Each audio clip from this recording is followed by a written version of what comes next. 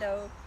Today I'm in the Divulapitiya area in Sri Lanka, and I decided to come here today because I've been getting so many requests, so many calls, and seeing a lot of things and hearing a lot of things about the water crisis in this area. I think we've been seeing in the news as well, in some newspapers, that there is a problem, and so I wanted to see for myself what the actual problems are.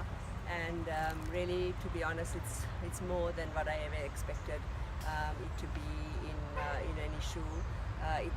People are really struggling in the area without water, and all their wells have virtually dried up. I've seen over 20 wells today in this area. All of them are virtually, some are completely dry, and some just have a few inches of water, and even that water they can't drink or they can't use because they have problems with the water content, and so it can't be, it's not good for drinking. And some people also said that they can't use it to bathe because they get various skin issues and the skin starts scratching.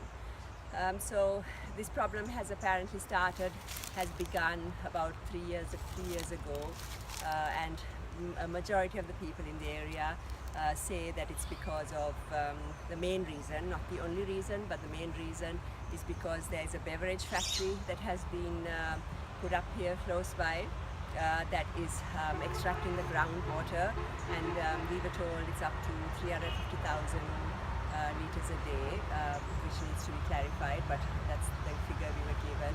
And the extracting of this, it's water being taken for this company to export the product. There are 20 people working in the factory from the area, and we were told 20 to 25 maximum.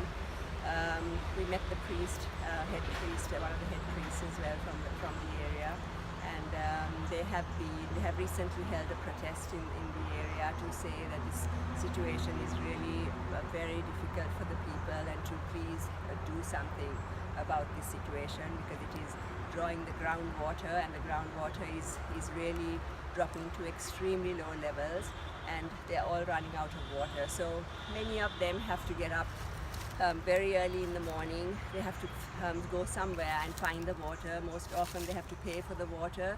Otherwise, for the moment, they are finding friends and family around the area who may have a little bit of water, and they are all pooling together and trying to take that water each day. They have to pay for the three-wheeler to go and get this water. And again, it keeps drying up. As soon as they use one water source and that dries, they have to go to another one, and this whole process has been continuing, and it's getting worse. And now, of course, there's the drought in addition to that. Also in this whole area, there's a lot of rock excavation, a lot of sand excavation. We were told that the Ma oil, which is close by, the level has dropped almost 20 feet with the sand excavation that has happened. So we know how the environment works, we know how nature works, how when it rains, the water seeps into rocks, how it flows down, how it goes into the rivers, how the rivers overflow, how once they overflow, it impacts all the area around it, and also the wells fill up, and a lot of things like that. So all that is actually not happening now, it's happening a lot less. In addition to that, it's raining less because for many reasons, as we all know, a lot of it is due to deforestation, climate change, and other sort of environment damage that we have been doing over the years and continue to do now. So it's a really sad situation actually to see people in our own country. It's like 1 hour, 1.5 hours from where I live, from where maybe even less from where you live, and I don't know how we can live in a country where our fellow citizens are struggling to survive without their basic requirement in life, which is water, and we know the second one is air. So when you don't have water, no matter how rich you are or poor you are, you just can't survive. It's so difficult. And I think we all need to start thinking about what difference we can make.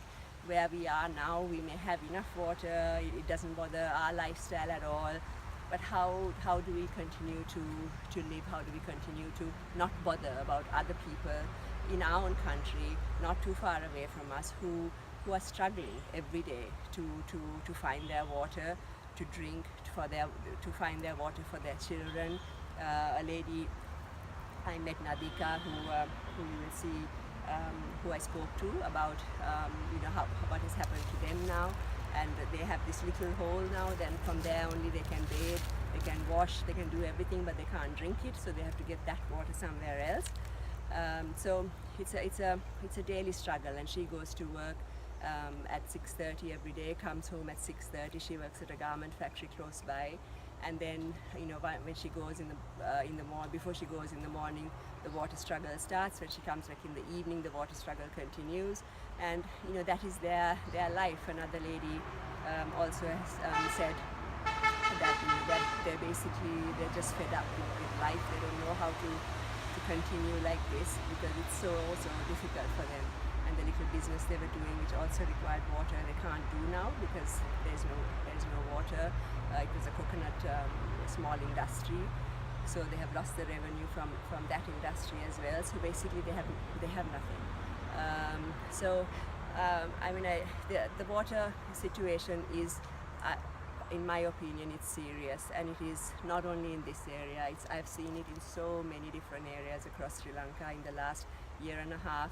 And you would know that, if you've been following me, you would know that I have been talking about it and showing different issues relating to it over the last year and a half. And it's certainly not getting better. It seems to be getting worse. And it's time to really pay attention and really make a difference. There are so many things that can be done to resolve this issue, but they need to be done now. We cannot have industries that are highly water intensive, unless we're in a situation where we have a great abundance of water. We have to protect our environment. We have to stop deforestation. All the breaking of rocks and rivers and sand has to be strictly regulated so that it doesn't affect the natural flow of nature and the natural flow of the water we require to live as a nation, to live as all people together. And clean air, clean water is everyone's basic right, and we all deserve it. So let's together make a difference.